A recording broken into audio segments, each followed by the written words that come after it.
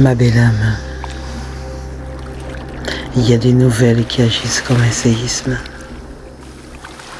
Ce moment où les mots du médecin tombent.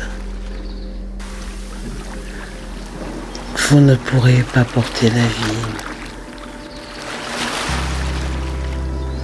Le temps s'arrête. On n'entend plus rien, sauf le bruit de nos rêves qui s'effondrent. On se sent trahi par nos propres cœurs. On peut dire d'un futur qu'on avait déjà dessiné. Si tu vis ce silence aujourd'hui, sache que tu n'es pas seul dans cette pièce vide. Apprendre cette nouvelle, c'est entrer en deuil. Pas le deuil d'une personne, mais le deuil d'une part de soi, d'une version de nous-mêmes qu'on pensait obligatoire pour être une femme, cette femme accomplie.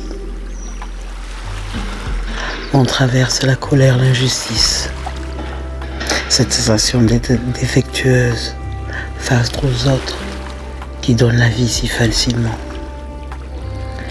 Il faut s'autoriser à pleurer cet enfant qui ne viendra pas par nous. Car c'est seulement en acceptant ce vide qu'on peut arrêter de s'étouffer avec. Et puis tu sais, un jour, la poussière tombe, on commence à se poser la question la plus terrifiante, mais à la fois la plus belle de notre vie. Qui suis-je vraiment si je ne peux pas être mère? C'est là que le voyage commence.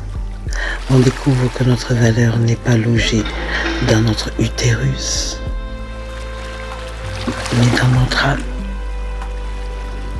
On apprend à donner la vie autrement, par nos projets, par notre art, mais surtout par notre amour pour les autres, par l'amour qu'on se porte enfin à soi-même.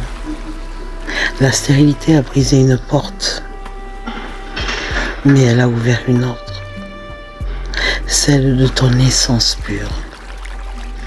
Ce soir, j'aimerais qu'on brise le tabou.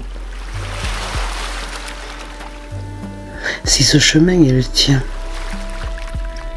ou si vous êtes en deuil, dépose un mot, un cœur.